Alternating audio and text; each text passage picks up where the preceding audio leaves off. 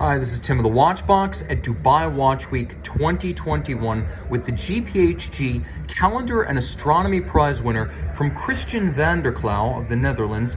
This is the Planetarium Eise Eisinga. Now, I may be mangling this gentleman's name, but in the 18th century he was famous for creating a planetarium on his ceiling to disprove what was then a prophecy that the planets would collide, ending the world. Well, of course, it didn't happen, and Mr. Eisinga understood why it wouldn't happen, as his original planetarium on his ceiling is now the oldest functional planetarium in the world, and it inspires this 40mm rose gold award winner. The dial is singular. When we think of Dutch watchmaking, we often think of the Groenevelds, but Christiaan van der Klauuw, who has at times been member of the AHCI, Club of Cool Kid Watchmakers, he's very accomplished in his own right and a little bit offbeat. You can see that the dial is a lovely blue oil painting. It's literally painted in oil paint artisanally, atop which handsomely finished rose gold and steel components are applied. We have, of course, the sun symbol, which is the symbol of van der Klauuw watches, and you can see it several places on the case. And then we have Roman numerals radially arrayed, but only on the top of the dial, because the focal point at the base is the planetarium. Now here you can see from Mercury through Saturn. It's not the entirety of the solar system, but again, it is designed to emulate the one built by Eise Eisinga, who would not have known about all of the planets in his day. So we have a remarkable variance in the orbit of these planets. Mercury orbits the sun fully every 87.97 days.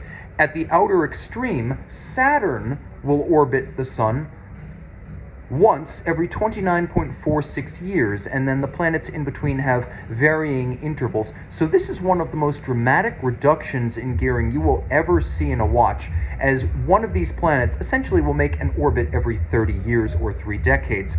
The watch has lovely rose gold Breguet style hands, and the timepiece also includes a useful combination of radial date and radial month. The case is handsome, with a lovely officer-style profile, domed bezel, a slightly pot-bellied mid-case as though it were a converted pocket watch, and strong, welded-on lugs that again give it that officer-style look back when lugs would have been welded to pocket watches to create the first wristwatches for officers in the trenches during World War I. You can also see screws and bars are used to fix the strap to the case. And then on the reverse side, you will note that this will be an exceptionally limited edition, as this is serial number 3 of 6.